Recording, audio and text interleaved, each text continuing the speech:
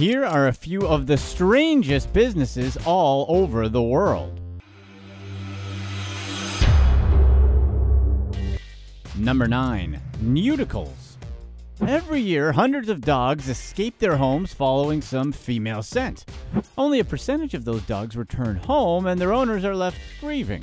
This is why vets all over advise neutering dogs. Unfortunately, many owners don't follow this advice, as many owners don't want to see their dogs as eunuchs. So, Greg Miller, an entrepreneur formerly in the sweets business, came up with an amazing idea: testicular implants for pets. Yes, we're talking dog balls. Nudicles are silicone implants for male dogs and other animals after neutering. The point is that the dog's appearance between his legs remains pretty much the same. Miller says that dogs actually do care about their personal image and that they could get traumatized after neutering.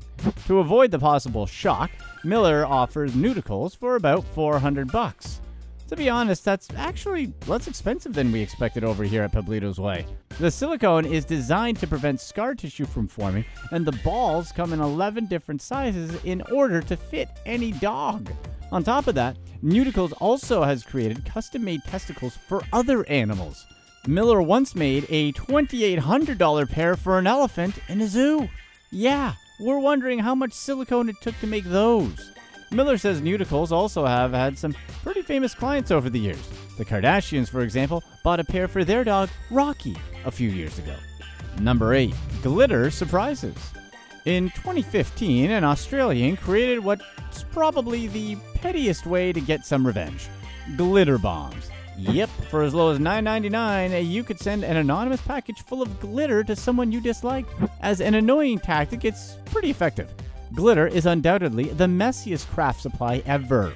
Sure, it's sparkly and pretty, but it gets just about anywhere, and it's practically impossible to remove entirely. Imagine glitter forever stuck in the corners of your enemy's keyboard. Aside from the glitter, you could also send a note included in the envelope, although that may give your identity away. In its first 2 weeks, the website became so popular, its founder started begging people to stop placing orders for glitter bombs. He later sold his website for only $85,000. Glitter bombs were sent to all kinds of people, such as by political activists on their opponents. Glitter bombs were also sent to reporters and other public personas. Nowadays, website ruindays.com has many other pranks other than just glitter, such as you're a dirt bag, which essentially is a bag of dirt, and Grow a Pair, which is a package of, well, you guys know what that is. Number 7. Falsa Boda. The wedding might be fake, but the celebration is very much real. Fake marriage, or falsa boda in Spanish, is the latest trend in Argentina. Millennials are less and less prone to get married, and those that do get married keep pushing it off. Many young people are simply starting to live together instead of doing the whole ceremony thing. So, if you're in your 30s and want a party, where do you go?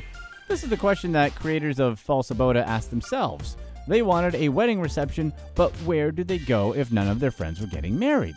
And that's how they came up with the Falsa Boda project. Falsa Boda hires actresses and actors to play bride and groom, the parents of each side, as well as best men and maids of honor. A Falsa Boda usually goes like this. The guests arrive and the wedding starts. They say their vows, and then a sudden plot twist happens for the sake of soap opera-style drama. After a few laughs, and the real fun starts. You guys know the usual: an open bar, a good DJ, and of course, the bride throwing the bouquet. Every invitation costs about $50, and Falsa Boda has been having a fake wedding every month for around 5 years now. Number 6. Paparazzi for rent. Not many people will deny that kids growing up in the Facebook and Instagram era have grown up in a culture of self-promotion. In a society where many people feel that their personal worth is equal to the number of likes their pictures get, a lot of people want to be Instagram famous. So having paparazzi for rent as a business totally makes sense, right? From getting your groceries and walking your dog to fights in the pool with your significant other for the moment, these paparazzi are here to make you feel like a celebrity for a bit. There are many paparazzi for rent businesses out there. For example, the official website of paparazzi in Denver states that their goal is to create a scene and capture memories. In fact, they advertise that their service will allow you to, quote, release your inner celeb and make anyone's dream of a red carpet a reality. But that's not all. For a small fee, their users can get their faces photoshopped onto the cover of a magazine with a drama-fueled eye-catcher headline. This is in addition to their different packages that range from $400 for half an hour of a full paparazzi scene to custom packages that go in the thousands. Number 5. Rent a boyfriend. You guys ever been friend-zoned before by a girl that's just looking for emotional support? Well, imagine doing it professionally. Kushal Prakash, an Indian entrepreneur, developed an app in order to help out girls who've run out of guys to friend zone. Rent a Boyfriend is a service that will provide girls with a platonic relationship for a day. Prakash has insisted several times that the app is only for platonic relationships. There won't be any funny business between the two parties, and the dates arranged will always happen in public places. Rent a Boyfriend is an app that aims to diminish depression in India as it provides company and friendship. Maybe having the company of a hot person next to someone for a few hours will make them happier. We don't know the actual research behind this. At the very least, this app gives its users practice in social situations and actual important skill. Apparently, there are 3 categories on the Rent a Boyfriend app. Celebrity boyfriends at $40 per hour, model boyfriends at $27 per hour, and the average boyfriend at $6 per hour. This app launched in August of 2018, so we'll see how it pans out. Number 4. The Ultimate Fan. If you ever watched a movie called Austenland, then you know what we're talking about. A fandom is basically a subculture conformed by people who love the same thing as other members of the fandom. Harry Potter, Doctor Who, Star Trek, Star Wars, Game of Thrones, the list goes on and on. For many people, being in a fandom gives them a sense of community. This is why fandoms often gather at conventions and themed events like parties. It's like having a huge family gathering where you can share your interests and discuss your craziest theories. So it's no wonder people are willing to spend their free time and money on a themed vacation. For many years now, New Zealand has welcomed a bunch of people who want to go to the Shire, the movie set of The Lord of the Rings. Now, companies are offering fandom-related tours and activities. One of the most popular themed vacations is the Harry Potter themed tour. Fans can visit Hogwarts or the castle the films were shot at. Anyway, they can visit Diagon Alley and buy all kinds of souvenirs, wands, cloaks, you name it. If you're not so much into fantasy and rather have adventures, you can also book a day or two in a Resident Evil zombie-infested area where you'll be trained in survivor skills and then be left to your own devices to survive a horde of zombie actors. How many of you guys would be up to doing something like this or have actually done something like this? Let us know in the comments. Number 3. Favela Fun.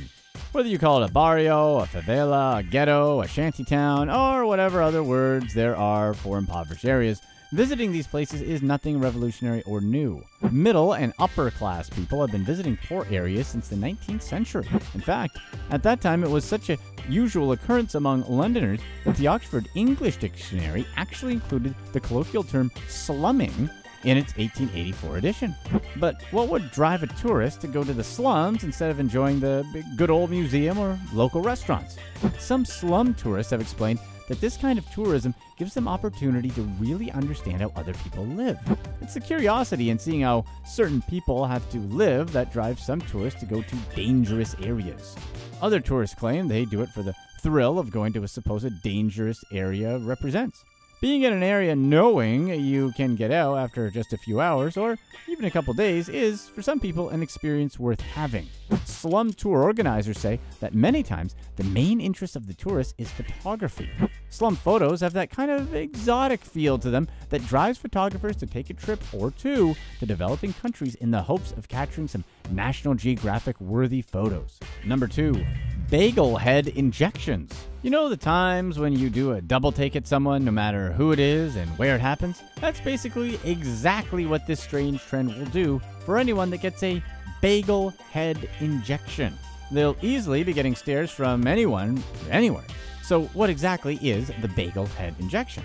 Essentially, it's a temporary swelling of the forehead that's created by injecting saline into the forehead. Then, whoever is doing the injection presses their thumb to the center of the swollen tissue, leaving a very clear indentation.